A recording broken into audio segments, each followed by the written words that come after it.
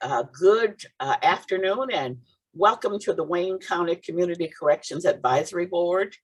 And with that, good morning to everyone, and we will now take the roll call. So Madam Clerk, would you please take the roll? Each member is acknowledging that they are attending the meeting via Zoom and that they are located in Wayne County, Michigan, unless otherwise stated when I call your name. Judge Williams? I need you all to, you want to track Pastor Williams? And who's not. And as I told you all earlier, I sent the email out to both of you all on this. Ms. Robinson? Present. I believe Commander Slappy has requested an excuse, if I heard correctly. Yes. Judge Prentice Edwards? Mr. Howard? Present. Chief Dunlap? Like that. Present. But nevertheless, Ms. Schomburger? Mr. Sharikian? I'm present. Judge Braxton? And Chair Clerk Coleman. Here. You have a quorum. Thank you. Madam Clerk, next item. We're moving on to item B, remarks from Chair. Okay, just hello, how are you doing? I hope everybody is staying safe and making sure you all got your vaccinations. I just got my booster, so I'm really, really happy about that. So, but anyhow, that I have no more remarks. We're moving on to item C, approval of the April 19th, 2021 meeting minutes. Move to adopt the minutes. I got a motion. Do I have a support? Second, Chief Dunlap. Okay, properly moved. Who was the one that moved that? That was Sam Sharikian, Madam Chair. Sam, okay. It's been properly moved by Sam and supported by Chief Dunlap. Are there questions on the motion? Hearing none, all those in favor, please indicate by saying aye. Aye. Aye. Aye. Those opposed? The motion carries. Madam Clerk. We are moving past item D, unfinished business, to item E, new business. Item E1, review, discuss, and approve the fiscal year 2022 funding application. Okay, Ebony, you're up. Good afternoon. I thank you all for your attendance. We're actually reviewing and approving the funding proposal for fiscal year 2022. Madam Clerk, may I please share my screen? You may.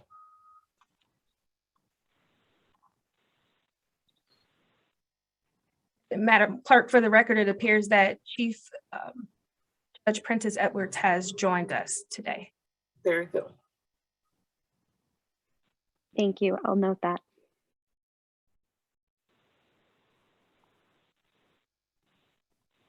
One second while I please.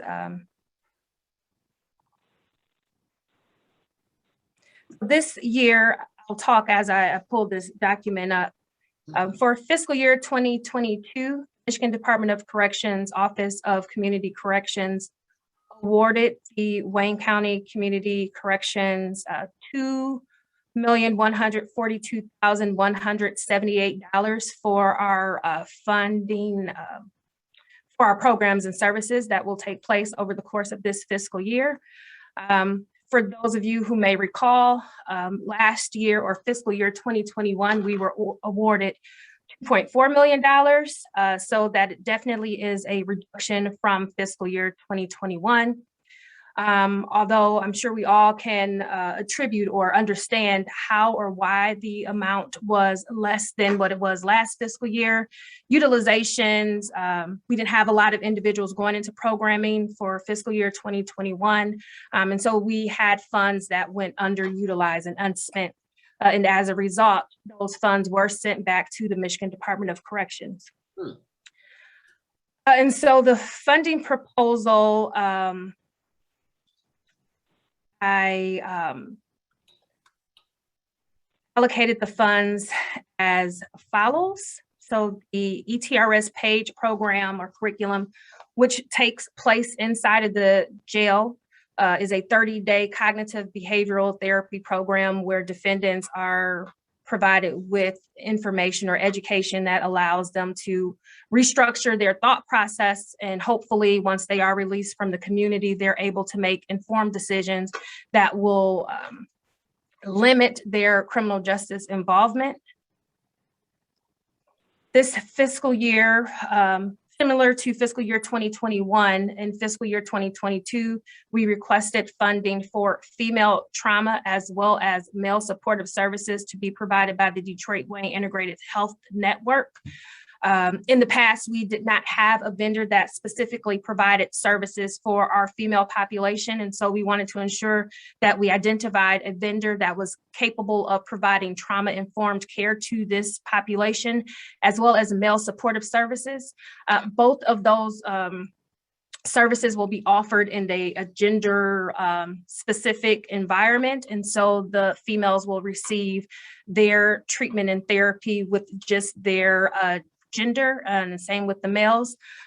This was identified by the Michigan Department of Corrections as a need for our community. And so we wanted to make sure that we were providing this service to our probationers as well. The allocation for male informed care is $40,000. Female informed care is $40,000 as well. This past fiscal year 2021, we did not use any of these funds because of the delay in the processing of the Detroit Wayne Integrated Health Network intergovernmental agreement. And so it's my hope that because we received this contract earlier this fiscal year, that we're able to get that IGA signed a lot sooner so that DWAN can provide that service in an amount of time. We also wanted to mirror the cognitive behavioral program that we have that takes place inside of the jail. We wanted to offer that into the community. We realized that not everyone is sentenced to a jail term. There are some Michigan Department of Corrections probation agents that would like to have the option or the opportunity to sentence or probation violators to a cognitive behavioral therapy curriculum in the community. Because this is a new initiative, $15,000 was allocated to that effort. Obviously, if we see that individuals aren't being sentenced or referred to that particular line item, we can reallocate those funds in an area that would need additional funding based on the reduction. So keep that in mind, Chief Dunlap, as we get to your shop. The DVT jail outpatient, we have a 90-day jail curriculum that takes place inside of the Wayne County Jail where individuals are sentenced to participate in domestic violence training or treatment, excuse me. Most judges then sentence those same defendants to complete a community-based curriculum as well. And so we have funding allocated for both the jail and community. If you read the funding proposal, there was a contractual condition imposed by Michigan Department of Corrections in which we needed to change the criteria for what who was eligible for domestic violence treatment. They wanted us to limit the eligibility to those defendants that have committed crime against an intimate partner. After going back and forth with the vendor posed or raised some great questions because that's not the domestic violence definition that is defined in the Michigan statute. And so because of that, we will continue to offer domestic violence to individuals that have the language, I believe, is conducted or performed violence on a family member, as well as have a history of domestic violence. So that language is staying the same. So if you notice that contractual condition, please know that MDOC has removed that as a condition and the domestic violence criteria will remain the same. The Wayne County Sheriff's Office, two of the only programs this past fiscal year that for the most part utilized the funding that had been allocated to them. And so we kept their funding amount consistent with $200,000 being awarded for GPS tether. and adult fugitive apprehension at the $100,000 mark. In the event that additional funding is needed for any of our programs, we can submit a budget proposal request to MGOC requesting additional funding. But right now, I think based on the trends and the dispositions and individuals that have been sentenced, I think that this may be enough funding, at least for the first 2 quarters or so. Additionally, the 5-day housing, which is also provided by the Wayne County Sheriff's Office. It is not a treatment program per se, but this particular funding allows defendants that have been charged with or have a history of an OUIL third to be assessed by a substance abuse provider. In this instance, it's ETRS who's responsible for providing our drunk driver jail reduction programming in the community. This allows them to assess defendants. In most instances, that process may take up to 5 days, and so they are allowed to be housed inside of the Wayne County Jail for at least 5 days so that that assessment can take place. And we pay the Wayne County Sheriff's Office, I think, $42.50 per day to accommodate that housing. The Detroit Wayne Integrated Health Network, as in the past, have been responsible for providing us with drug testing services. Those services typically take place inside of the Third Circuit Court. Because the court is not open for civilian traffic at this time, we have made provisions with the vendor that provided the service in the past to allow us to temporarily use one of their locations to conduct or perform the substance abuse testing. So Detroit Recovery Project has allowed us and will continue to allow us to use space within their facility to conduct substance abuse testing. I have communicated this with the specialty court participant case managers so that they are aware that specialty court does have the opportunity to benefit from drug testing in the community. And that's one of the services that they usually rely on because the specialty court participants are required to test frequently. So the vision in the amount of $76,000 not only includes the drug testing supplies and other products, but it also includes the full-time salary of a drug tester who is employed by Detroit Recovery Project. Black Family Development, we included in this funding proposal $50,000 for drug substance abuse treatment. In the past, we have not offered a substance abuse treatment curriculum other than drunk driver jail reduction.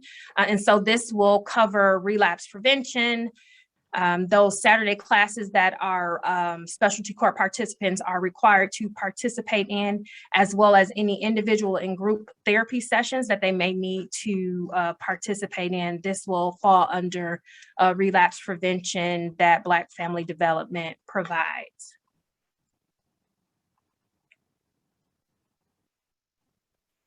And this is the actual, I'm sorry, I misspoke. This is just for relapse prevention. This line item is for the substance use disorder program that Black Family Development will offer.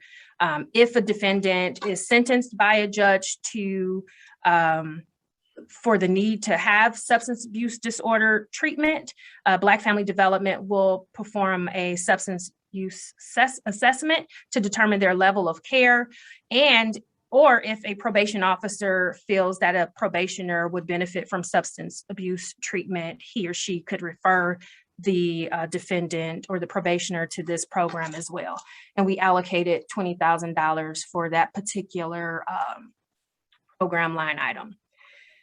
The SIMHA line item, we have one SIMHA employee that is employed by Wayne County Community Corrections, who works under the case differentiation unit.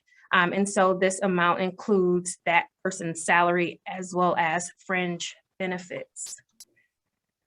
This line item, contract number 10, speaks specifically to those drunk driver jail reduction treatment that takes place outside in the community.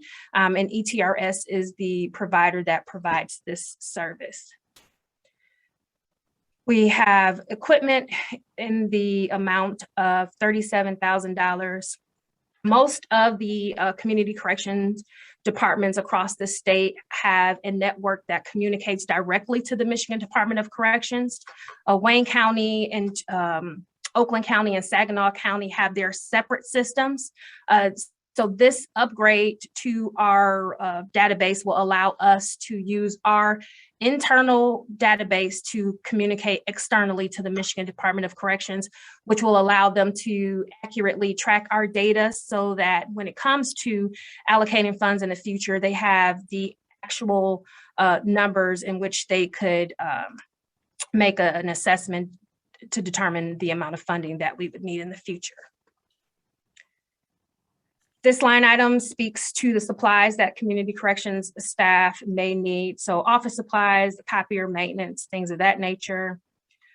Any travel reimbursements, parking or mileage expenses that may need to be reimbursed. This is covered under this particular line item. Administration, we did not submit any request for training because we have so many staff that are not working. They have been laid off. We wanted to ensure that we had funding to accommodate other programming. And so we did not request any training dollars, nor did we request any funds for snacks or refreshments for meetings since it appears that we're going to continue to meet remotely. This line item speaks to administration in the amount of $200,000. This covers the chargebacks that this grant is charged from the county. So information services chargebacks, central service chargebacks, personnel chargebacks. If you are familiar with chargebacks in the counties, you know how it works. Each department is assessed an amount of funds that have to be charged to accommodate the services, the personnel services, and other indirect costs. And so this is just an explanation for the state to outline what's included under this particular line item. I don't have any questions. So that's the budget component. This is an overall viewpoint of the funding that we requested. C01 speaks to the cognitive behavioral therapy programming that we will offer. C05 is for domestic violence. G18 includes all outpatient substance abuse programming, whether it's DDJR or the other services that I spoke to that Black Family Development will provide. D08, electronic monitoring, is that GPS tether. The I-25, this gatekeeper line item does include the salaries of all of our staff. Although we do have 4 staff that have been laid off, and they've been laid off since October 1st of 2020. I wanted to include them in the funding proposal in the event that they do return to work this current fiscal year. I have not received any information regarding recall of any staff. I think my supervisor was on the line, and I've spoken with her, and she's inquired as well. And so there still is no plan yet as to whether or not those staff or when those staff will be recalled, but I wanted to ensure that we had funding available for when they are recalled. In the event that they aren't, for whatever reason, this kind of gives us a cushion to reallocate funding for programming as needed. The G17 line item speaks to the substance abuse testing and staff person that DRP staffs to provide that drug testing for our specialty court participants. This other line item speaks to the adult fugitive apprehension efforts that the Wayne County Sheriff's Office spearheads. And so those defendants that have been sentenced to a residential treatment facility in abscond, the Wayne County Sheriff's Office is able to attempt to apprehend them in the community. And those defendants that are sentenced to specialty courts, if they fail to comply with the rules and regulations of the specialty course that they've been sentenced to, and they abscond for whatever reason in the community, the Wayne County Sheriff's Office has provisions to attempt to apprehend them. 5-day housing, again, speaks to the 5-day housing for the Michigan County Sheriff's Office, and those efforts that will allow the vendor to assess participants for drunk driver jail reduction. And so that is the gist. We requested $753,000.16 for administration. Our program total was $1,389,702 for a grand total of $2,142,718 for fiscal year 2022. In addition to the funding proposal, listed, I believe, beginning on pages 3 through 6 were some contractual conditions that MDOC imposed for this fiscal year. Most of the contractual conditions are or were grammatical errors. There were checks that needed to be selected. So minor issues with the actual application documents that need to be resubmitted. But I wanted to present to you the funding proposal and the proposed allocations for your review, because we are almost 2 weeks into this fiscal year. And so I did not want to prolong programming any further. And so I wanted to present and have you guys review and approve the funding proposal at this time. And once the contractual conditions and those program descriptions have been modified, I will send the final application to you for your records if you'd like to review. I do not have any other matters to discuss. I am open for questions. I know that the state did provide their assessment of our comprehensive plans and services application, which you could read in your leisure. So yeah, I'm open for discussions if there are any questions. So are there any questions or remarks from board members on this presentation?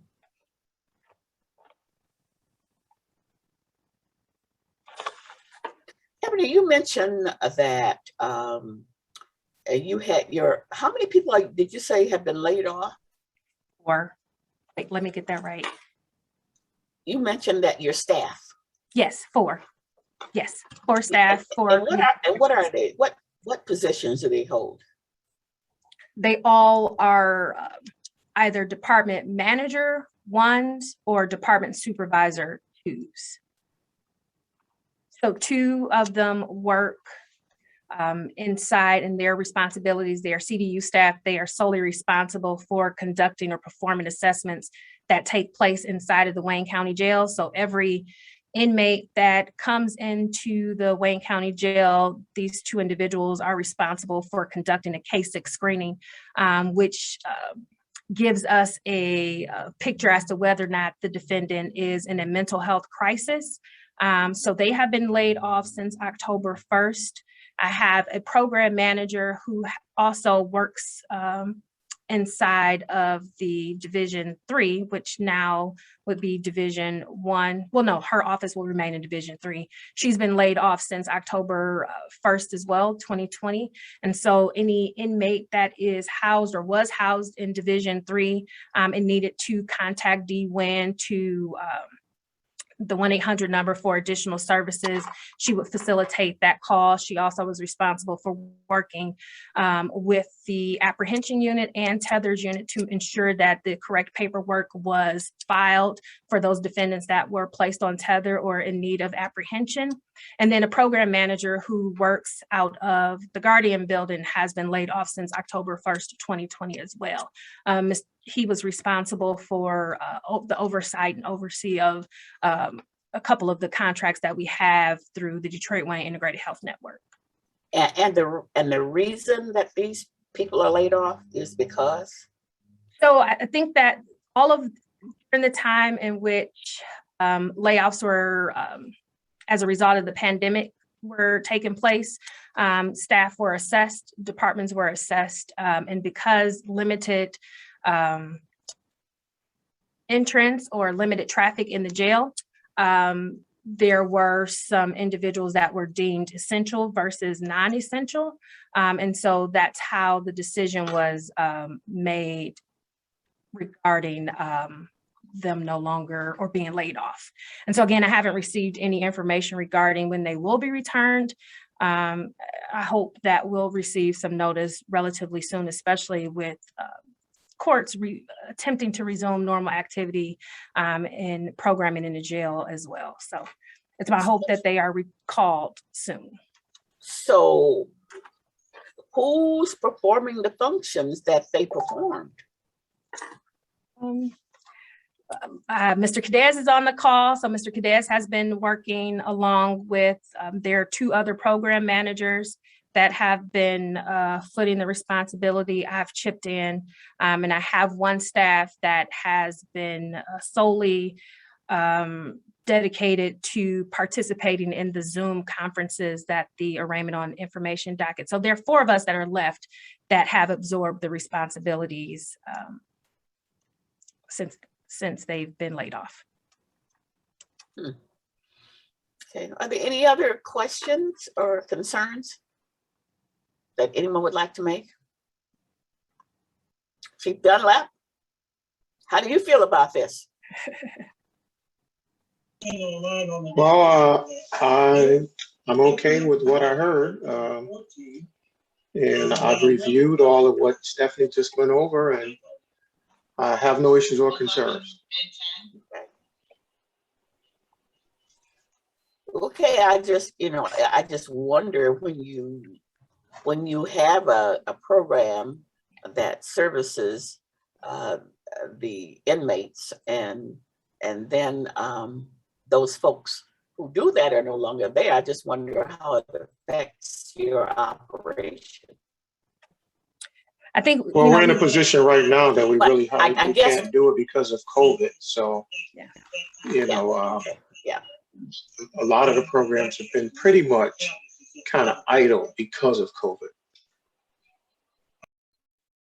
And Commissioner, we've had to pivot. I've been I almost answered my own question. Janella has Mrs. Robinson has probably become one of my favorite people because we have worked closely. She does not fare in her questions, but just to ensure that probation agents have access and are knowledgeable in what a direct referral looks like. So if a probation agent wants to refer a probationer to programs, we've attempted, or we have pivoted, I think we have pivoted relatively swiftly to ensure that language in that process is clear and concise so that those probationers that need services, that there won't be a lap or a gap. And so I've been working with Michigan Department of Corrections. I've attended a couple of their staff meetings, and it's my only hope that this collaboration, our communication, our partnership will grow in the future. I know one thing that this pandemic has taught us is that we all needed a contingency plan. And so whether or not we wanted to plan for this type of contingency, we have been forced to do so. And so I'm glad that we've been able to identify ways in which we could refer defendants in manners in which we would not necessarily have referred them for programming. Okay. Any other comments? Okay, moving right along. Are we supposed to? We have to vote and approve whether or not, and so I'm sorry, I didn't explain. What happens now that the CCAB board has reviewed the funding proposal, and the application documents that needed to be modified can be submitted to commission, but it has to be reviewed and approved by the CCAB board before I can submit the document to commission for their review and approval. Okay, can I get a motion on that, please?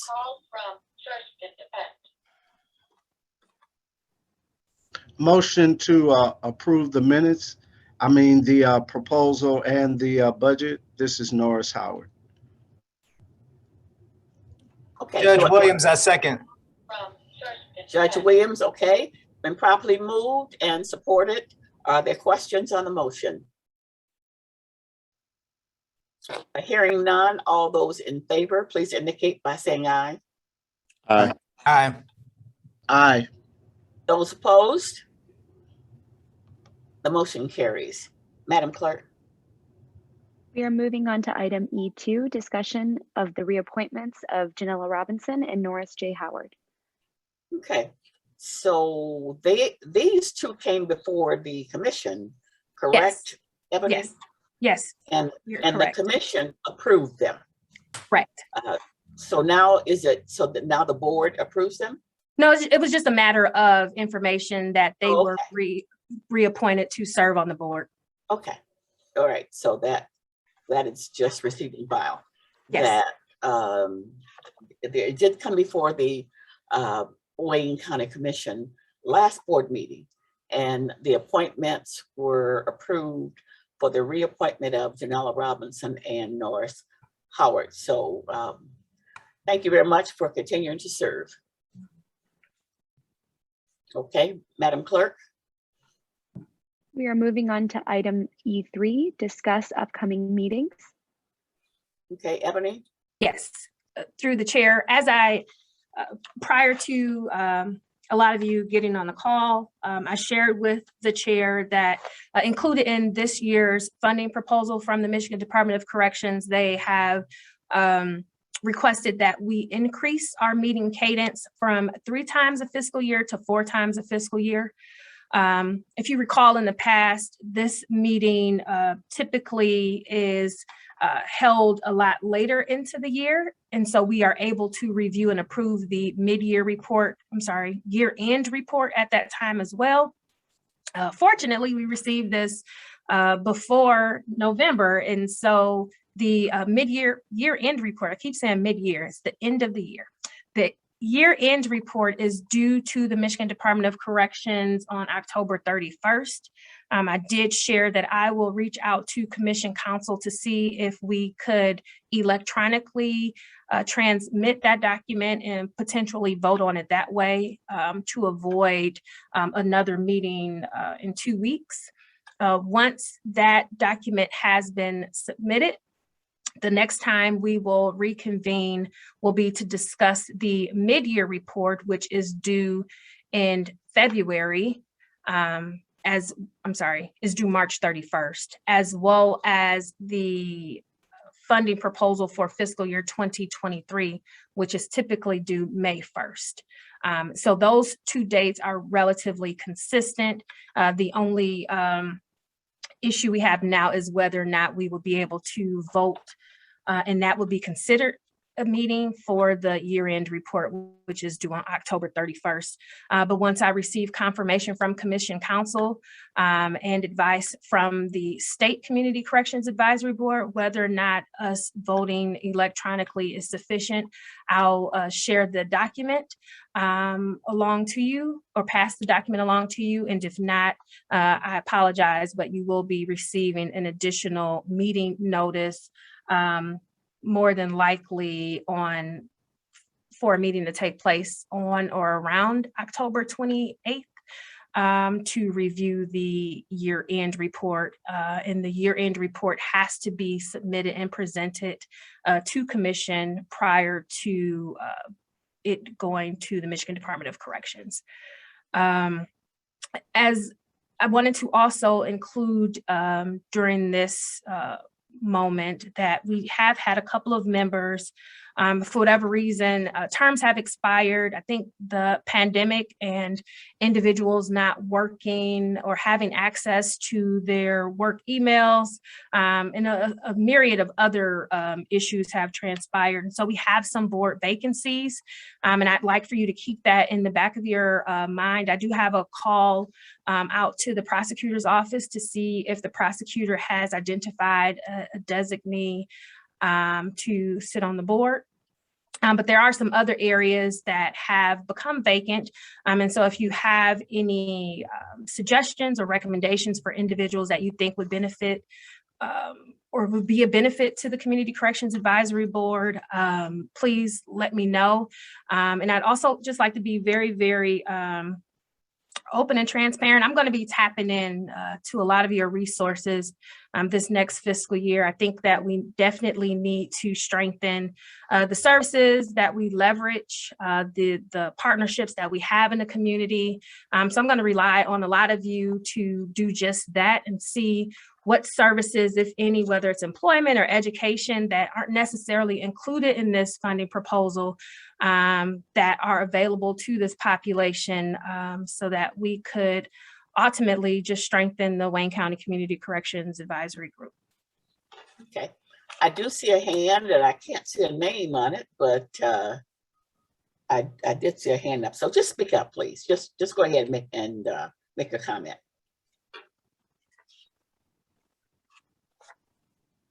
Okay. Was there someone who wanted to make a comment? So I did see a hand. Maybe the hand went down. Okay. So all right. May I suggest that maybe you might send an email out to the board members about where these openings, these vacancies are, and so that they could then take a look at it to see if they know someone that they would like to recommend to fill some of these vacancies. I know that there are requirements that I'm sure that there are requirements that you work in certain areas or have an expertise in certain areas. Am I correct? You are correct. So if you could, the ones that are coming up for reappointments, if you can just set up an email and let the board members know where these appointments are and what's required, and perhaps they'll get back with you with some suggestions. Will do. Okay. All right, so is that it on the meetings? Yes, that is it. Okay, Madam Clerk. We're moving to item F, such other matters as may be properly submitted before the board. I've not been informed of any. Next item. We're moving on to item G, public comments. Okay, you can open up the lines well, first of all, do we have any emails? I did not receive any, no. Okay, then we can open up the lines for anyone from the public who would like to make a comment at this time. Let me know when Commissioner Clark, yes. Commissioner Clark, it's Janella Robinson. I couldn't find the hand. I'm sorry. Oh, okay. All right, go ahead, Janella. I just wanted to give a little bit of an update on behalf of the Michigan Department of Corrections. Our offices were previously, all of our staff were deployed home during the pandemic. And as of September the 7th, following the holiday, all of our field staff, parole and probation officers are working in more of a hybrid method at this point, working from home, in the field, and also in our offices. So what you'll find is our probation and parole offices are open and accessible for the public, as well as our staff, and they're continuing to, in addition to working in our offices, work in the field and work virtually as much as possible when they can do so. So just wanted to share with everyone that we are out in the community. We are also back in our buildings, and we can be reached, in either capacity. Just recently, as of October 4th, we instituted the ERAP program, which is called the East Residential Alternative to Prison Program. And that program is intended to target probation violators and give the judges an alternative sentencing option to prison. The program is being housed right now through our partner, Detroit Rescue Mission Ministries, for both the male and female populations. We recently had a tour on last week, Wednesday, where Third Circuit Court judges were invited to tour the facility for the women. And a tour is coming up on October 13th to tour the male facility as well, so that individuals can learn more about the ERAP program, the services that are being offered by DRMM, which also includes cognitive behavioral programming, vocational training, job readiness, and the like for those who are placed there or ordered there by the judge. So that's something new that we are embarking on, and we're looking for some huge success in that, in directing people from prison, but receiving some alternatives and reducing recidivism. Also, Ebony mentioned that she came and she did some presentations with Wayne County probation staff that went over very well, and we want to thank her for those presentations. The intent was to make sure we're in tune with what probation agents are seeing directly from their population on where those needs are that are driving crime, continued criminal behavior by our population, but also to help drive and increase a number of referrals that are being made to our community contracted agencies, which Ebony does a lot of work with our partners in identifying those programs in the community that can address those needs.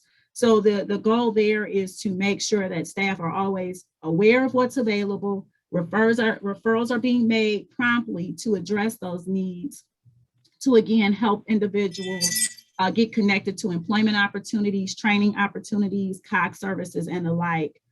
Lastly, we also had a presentation from our PIHP in Wayne County, Detroit Wayne Integrated Health Network, to talk about such services as well as mental health services to increase that connection. The PIHP in Wayne County is a newfound resource for us as a department that we had not used at a very high level in the past. And our goal is to really try to connect this population who have experienced substance disorders to receive services based on their needs. So there's a lot that's happening and moving forward. I'm looking forward to the next fiscal year when the Wayne County Community Corrections Partners are available to provide presentations to our staff directly, tours to our staff directly, so that they can be more aware and in tune with the services that are provided and meet the needs of our population at an even higher level. So just wanted to share that little bit of an insight on what's taking place inside of the department. Okay, wonderful. Thank you for that report. And thank you, Ebony, for being out here spreading your goodwill and information. Try. Okay. All right. So now, is there anything else that any of the other board members might want to report or speak on? Okay. Then we will, we move back to public comment. Ebony, can you open up the, or the clerk can open up the lines so that if there's anyone there on the line who would like to make a comment at this time, they should do so. Lines are open, Chair. Okay, thank you. At this time, if there's anyone attending this meeting via Zoom or any other method, now's the time for you to make a comment if you have a comment at this time. So the lines are now open and you're now able to speak. Okay, second call. Is there anyone on the line who would like to speak at this time under public comments? Third time, is there anyone who would like to speak before this body at this time under public comments? Okay, thank you. Public comments are closed. Madam Clerk. We're moving to item H, adjournment. Okay, do I have a motion to adjourn?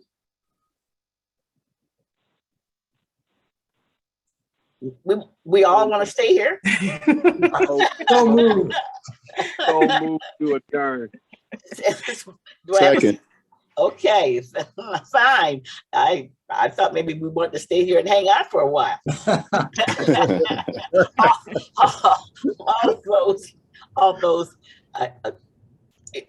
Those approving say yes. All those in favor of adjournment say yes. Yes. Those opposed, this meeting is adjourned. Thank you all so much. Thank you. Thank you. Thank you. Thank you.